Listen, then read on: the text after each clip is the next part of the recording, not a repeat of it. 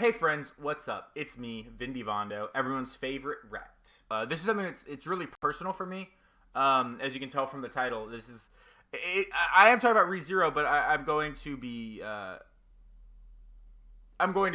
getting really personal with it towards the end about how it relates to me. But either way, let's get into it. So Subaru is a really interesting character for me, and he's a character I relate to really hard. I think that like the beginning of the series, Subaru is a failure, right? Like he's kind of a piece of shit in the first few episodes, right? He's someone who's putting on this act all the time, right? There's some dialogue that the series uses to describe it as like he's posing as something he's not, right? Which also works with the fact that he's constantly like doing poses, you know, and he's consistently, you know, putting on airs and pretending to be someone he's not, and someone who can solve all these problems he's dealing with. And the reason for that is because Subaru's someone who, you know, he doesn't believe that he can actually solve the problems. You know, he's pretending like he's trying, but he's really given up. You know, Subaru doesn't feel like he can accomplish what he wants to, so he's pretending like he's doing it, wanting other people to tell him, you know, oh, can't be helped, you couldn't do it. Bail him out and just listen to him and do what needs to be done, right? He's consistently having to be saved by other people because he's not strong enough to do it on his own. And because of that, it kind of is reinforcing this worldview he has, right? That he's not good enough and he's not able to do it. And so everything he's doing is correct because he's just kind of pretending, and it's through pretending to act a certain way that people are kind of they'll do what he wants, and it works. But everyone sees through his pretending. What endears Subaru to them is the fact that they can tell he's trying, right?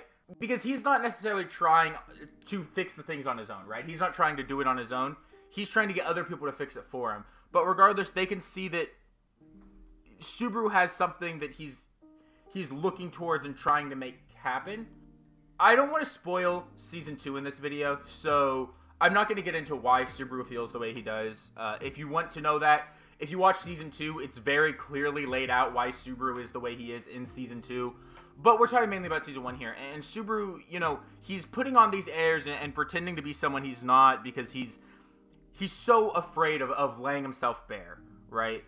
He's not someone who wants to show other people how he is and how he feels and who he is, because he thinks that is the person inside, right? Again, Subaru's a character who hates himself. He hates the person he sees in the mirror every day. And so because of that, he cannot show who he feels like he truly is to other people, because it's not a good idea. People aren't going to like him. They aren't going to respect him because he doesn't like him. He doesn't respect him. And in his mind, you know, I know myself better than anyone else, and if I don't believe in myself, why would other people? You know, if I don't like myself and I know myself better than anyone, you know, who are other people to tell me that they like me? They're wrong. So now we need to hard shift from Subaru and talk about Rim, because what matters, or we need to talk about how Rim sees Subaru, because, you know, we've been talking about how Subaru sees himself. And a lot of what I'm talking about today is the way that Subaru is seen by other people, right? So Subaru sees himself as just a failure, as someone who's no good, not good enough, never really going to do anything. So he's trying to get other people to do it for him, right? He's given up before he's begun by not trying to actually solve the problems on his own, but to just pose as if he's doing it and have other people come in and save him, right? And then you have Rim. And Rim didn't know who Subaru was at the start of, or before Rezero, he came to their world, right? She doesn't know that the hikikomori, the otaku, the guy who was kind of a failure and didn't go to school and didn't do anything and just laid in his room all day. She never saw that person. She's only seen the Subaru who's posing, and Subaru's, I think an important distinction is that Subaru's not just posing because he's trying to hide his real self. Subaru is posing because he is trying to take the easy way out to be someone he's not, right? Subaru wants to be this hero. He wants to be this guy that people can look up to. And he thinks that the only way he's going to be able to achieve that is to make other people think that that's who he is, but not actually become that, because he doesn't think he's someone who can become that. But to Rim, Subaru is someone who is trying to become that, right? He's someone who's pushing for that and is working towards making things happen, you know? With the forest, he's going in and he's not just letting her stay alone, right? He's trying to save her. She sees a person who tries. He tries to help Amelia constantly. He's trying to help Rim and the people of the village. And Rim looks at Subaru and sees her hero, right? She sees a hero. She sees someone that she can have faith in and believe in and trust in to you know, be I guess a positive force and to be her hero. And when this all comes to a head and these two ideas of who Subaru is clash, is the moment where Subaru's finally had enough. And he's ready to go from giving up but acting like he's trying to actually giving up. Subaru just doesn't want to deal with it anymore. He doesn't think he can. He's in over his head. He's just going to keep failing. He's going to keep letting Rim die. He's going to keep getting Amelia killed. So he just wants to be done with it. And he asks Rim to run away with him. And even though ultimately Rim wants to live with Subaru and be with Subaru, she realizes that the hero, the person that she fell in love with, the guy who tries, despite not being strong enough and not being good enough, but is trying to work towards that better future, right? Because Subaru is someone he's trapped in these loops, right? He's trapped in the present. He can't get towards that future. But what matters is that Subaru, while he's trapped in the present, is looking for that one future that he wants. And if he doesn't get it, you know, he goes again. He tries again. He's always looking towards that future he needs and wants, right? And the time loop is kind of like a way to show that, you know, that even if he's trapped in the present, what matters is when he looks towards the future, and that's what Rim sees, is someone who is in the present but is constantly looking towards the future. This Subaru is someone who's not doing that. He's just running. He's not looking towards the future. He's trying to stay in the present. And she doesn't want that, because she knows that that's not the person that she is in love with and wants to be with. And what's interesting then is it's not working, right? Subaru can't get Rim to run away with him. And so then he does the only other thing he can think of, which is to try and push people away, right? Subaru was honest with someone else about who he feels and how he feels, and wasn't posing one other time in the series up till now, right? And that was when he talked to Amelia in episode 13, and he yelled at her and was saying, "I've done all this for you." And Subaru's mental was fucked at the time, right? He was just wrong. But there is a level of, you know, he's trying to get Amelia to understand him by using his feelings for her. And he is honest in that moment. He is saying, you know, "I've done all this for you. Why do you still not believe me?" But he's wrong, right? He you know, he learned almost immediately after that that's not the way to do it, right? You can't just trick people. You have to, you know, if he can't explain to them why he knows what he does, all he can do is prove that he's on their side and wants to do what's best for everyone, you know? And so he tries to be honest again. And he tries to be honest about himself and how he feels. And unlike when Amelia, you know, decided to end the debt that Subaru had to her and move on, Rim did the opposite, right? Rim said no. She got mad at Subaru, but not the same way Amelia did. Rim got mad because Subaru was shit-talking her hero. And as Subaru's, you know, constantly just shit-talking himself and saying all these things wrong with him and, you know, all this stuff, Rim's trying to tell him what she sees, right? She's telling him all these things that she loves about him, right? She loves the way he looks when he sleeps. She loves his fingers. She loves the way that when they're walking together, you know, he'll turn around and look to make sure she's keeping up, or you know, the way he strokes her hair. And Subaru just tells her, you know, the person that, like, I know myself, you know, I hate myself and I'm right. And then she tells him, like, you only know yourself. You don't know the Subaru that I know, right? And the fact that when Subaru's at a point where he is laying himself bare, right? He's just putting himself out there and expecting to be, you know, cast aside because he's letting Rim see all the ugly parts of himself that he hates, right? He's letting all of that out. So if he hates himself and because of those things, the fact that Rim loves him in spite of them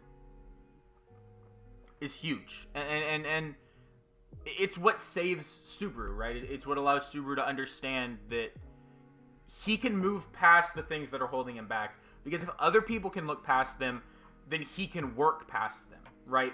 Now we're gonna get to the part where I talk about how it's very similar for me and almost the exact same thing. Where, I'm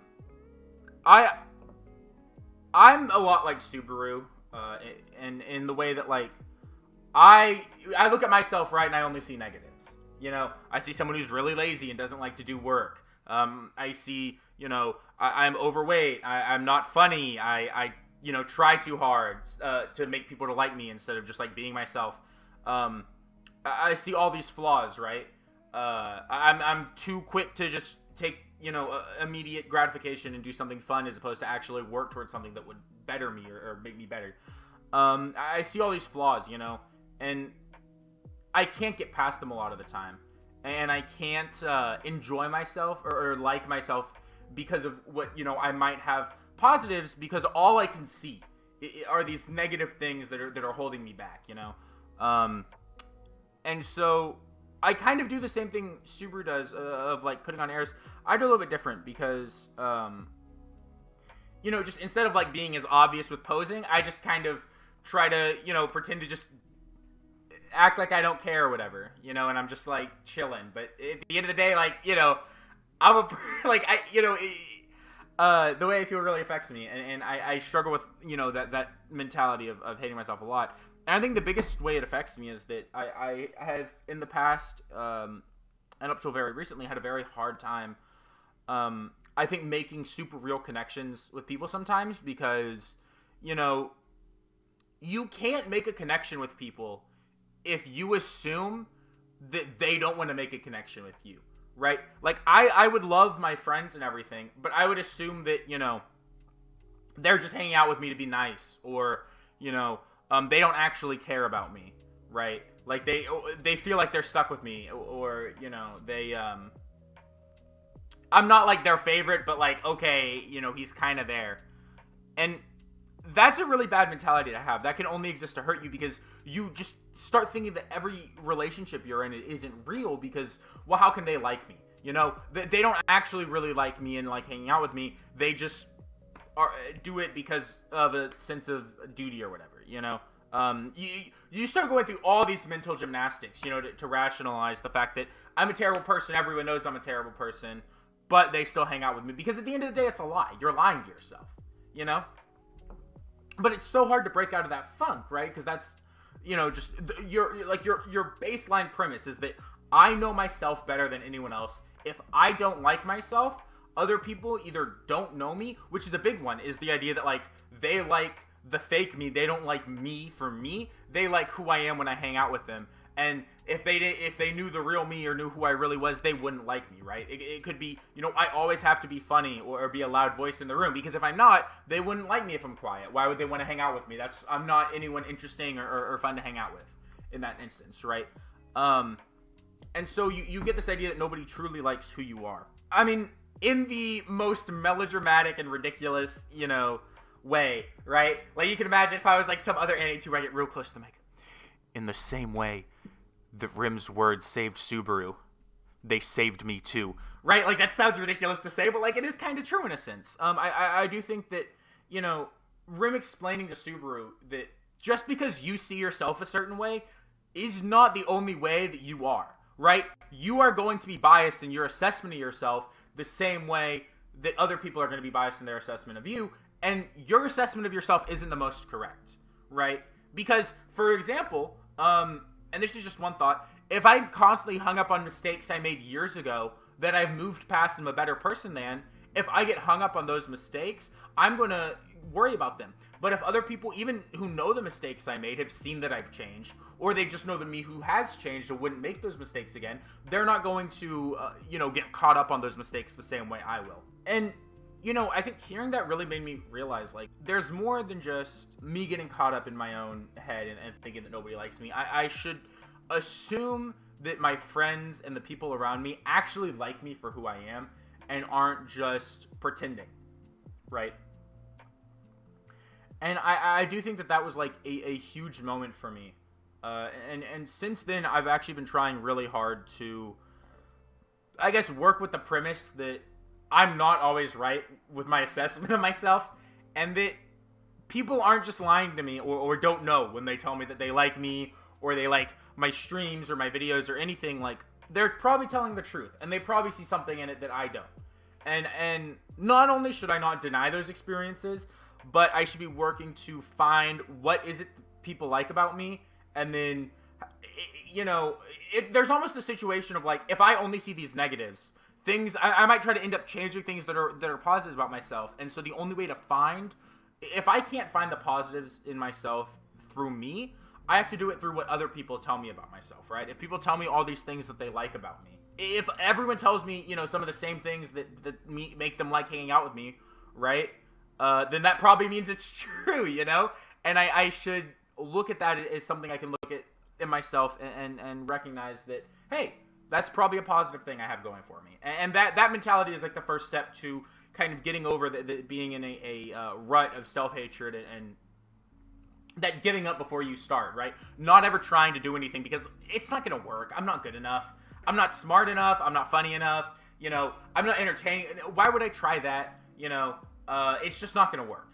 The only way to break past that is to start believing it can work, but you can't believe you can do something until you can recognize what about yourself will allow you to do that, And so I do think that Rezero really helped me rationalize that, and I would recommend, if anything I've said about Subaru or me, you kind of relate to, if I was able to make you think about it just with my words in this video, that's great, and I would urge you guys to try looking at things like that. And if not, watch Rezero, because if it did it for me, it can do it for y'all.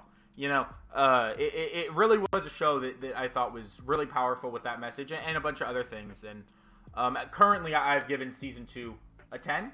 If you liked this video, or you want to see what else I can do if I'm not trying to just be serious and talk about my feelings and other stupid stuff like that, you could sub to the channel. If you like this video and want to see more of me talk about how, the themes of media have made me look at things and kind of helped me grow as a person, there's a shit ton of them I can talk about, and so like this and let me know if you want to see more like this. And then go follow me on Twitch. But that being said, thank you guys very much for watching. I appreciate you guys sticking around, and I will see y'all later.